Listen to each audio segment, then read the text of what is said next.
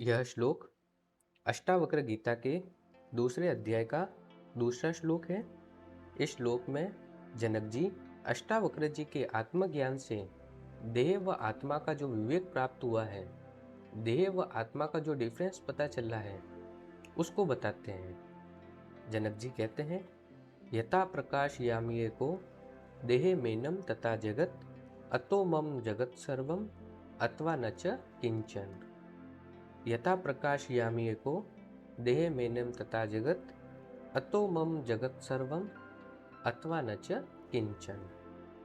यथा का मतलब जैसे, प्रकाश यामिये को अकेला ही मैं प्रकाशित करता हूँ, देह मेनम इस देह को, तथा वैसे ही जगत इस जगत को भी प्रकाशित करता हूँ। अतो मम इसीलिए मेरा जगत सर्वम संपूर्ण संसार है, अथवा न च किंचन अथवा कुछ भी नहीं है। तो श्लोक का अर्थ इस प्रकार है।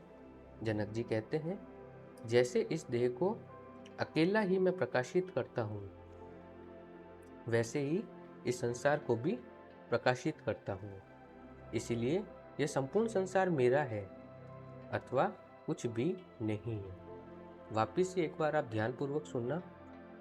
जनक जी कहते हैं, जैसे इस देह को अकेला ही मैं प्रकाशित करता हूँ, वैसे ही इस संसार को भी प्रकाशित करता हूँ। इसीलिए यह संपूर्ण संसार मेरा है अथवा कुछ भी नहीं है। तो कहने का यह मीनिंग है, कहने का यह अर्थ है कि मैं एक ही साक्षी, मैं एक ही दृष्टा सारे जगत को तथा इस देह को प्रकाशित करता हूँ।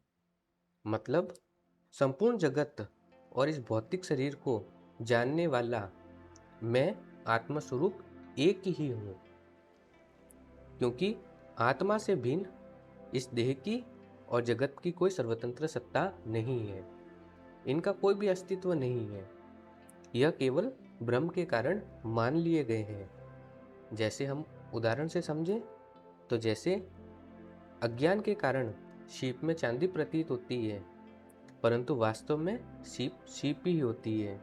उसी प्रकार आत्मा की सत्ता से यह शरीर व जगत सत्य दिखाई देता है, लेकिन वास्तव में अगर देखें तो मिथ्या है, झूठ है। बिना आत्मा के शरीर व जगत का कोई अस्तित्व नहीं है। ये दोनों आत्मा में निवास करते हैं। जगत और शरीर ये दोनों आत्मा में निवास करते हैं। इसीलिए आत्मा इन दोनों को, जगत को और शरीर को देख रहा है और उन्हें प्रकाशित कर रहा है। मतलब आत्मा के कारण ही देह व जगत का अस्तित्व है। अब यह मिथ्या का अर्थ यह बिल्कुल भी नहीं है कि हमें यह संसार दिखाई ही नहीं देता है। तो मिथ्या का मीनिंग ये मत समझ लेना कि हमें यह संसार दिखाई ही नहीं दे रहा है। हमें यह संसार दिखाई भी दे रहा है और हमें इस संसार का अनुभव भी हो रहा है। लेकिन प्रॉब्लम यह है, समस्या यह आ रही है कि हमने उस संसार को नित्य मान लिया है और हम उसमें लीन हो गए हैं, जबकि संसार अनित्य है, परिवर्तनशील है, टेम्परेरी है। इनका स्वयं का कोई आधार नहीं है, इनका कोई बेस नहीं है। जिसमें जगत निवास कर रहा है, जिसमें जगत निवास कर रहा है, उस चैतन्य स्वरूप का बेस है, उस चैतन्य स्वरूप का आधार है। इसीलिए आत्मा जगत को प्रकाशित कर रहा है, आत्मा जगत को देख रहा है, क्योंकि आधार आत्मा का है, जगत का नहीं है, शरीर का भी आधार नहीं है। अब आगे जनक जी कहते हैं, अतो मम जगत सर्वम, यह संपूर्ण जगत मेरा है, अथवा न च किंचन, अथवा मेरा कुछ भी नहीं है। अब ये बात हमें सुनने में बिल्कुल उल्टी लग रही है कि जनक जी ये क्या कह रहे हैं। एक और तो जनक जी कह रहे हैं कि अतो मम जगत सर्वम, ये संपूर्ण संसार मेरा है, और दूसरी तरफ कह रहे हैं कि न च किंचन, मेरा कुछ भी नहीं है। तो जनक जी कहते हैं यह संपूर्ण जगत मेरा है, और दूसरी तरफ कहते हैं कि मेरा कुछ भी नहीं है। जब तक हम इस बात को गहराई से नहीं समझ लेते, तब तक हमें यह बात उल्टी ही लगेगी कि जनक जी ये क्या बोल रहे हैं, पर वास्तव में उल्टी है नहीं। हमें अलग अलग नज़रिए से देखना पड़ेगा इसको। कि जनक जी वास्तव में क्या कहना चाहते हैं। तो अगर हम हमारे अनुभव से देखें, जैसे अगर हम अपनी आंखों को बंद कर दें तो क्या हमें कोई वस्तु दिखाई देगी? नहीं ना, कोई वस्तु हमें नहीं दिखेगी। ठीक इसी तरह अगर हम हमारे अंदर का साक्षी भाव, दृष्टा भाव हटा दें तो इस दुनिया की किसी भी वस्तु का कोई मतलब नहीं रह जाएगा। हमें उस वस्तु का अनुभव नहीं होगा। अगर हम ध्यानपूर्वक देखें तो दृष्टा भाव और साक्षी भाव के कारण ही हमें यह सब कुछ दिखाई दे रहा है। दृष्टा भाव और साक्षी भाव के कारण ही हमें यह सब कुछ दिखाई दे रहा है। दृष्टा नहीं तो कुछ भी नहीं दिखाई देगा। और अष्टावक्र जी कहते हैं इस साक्षी या शुद्ध चैतन्य आत्मा में ही यह जगत निवास कर रहा है। जैसा कि हमने पहले अध्याय में देखा कि अष्टावक्र जी कहते हैं कि यह साक्षी, दृष्टा, इसी को हम ब्रह्म भी कहते हैं, इसी को परमेश्वर भी कह रहे हैं। तो इस शुद्ध चैतन्य में ही जगत निवास कर रहा है, उसका अलग से कोई अस्तित्व नहीं है। यह मेरे स्वयं में निवास कर रहा है, मेरे स्वयं में निवास कर रहा है। मैं खुद शुद्ध चैतन्य स्वरूप हूँ। आई बात समझ में? मैं खुद शुद्ध चैतन्य स्वरूप हूँ, इसीलिए सब कुछ मेरा है। यह जगत मेरे में निवास कर रहा है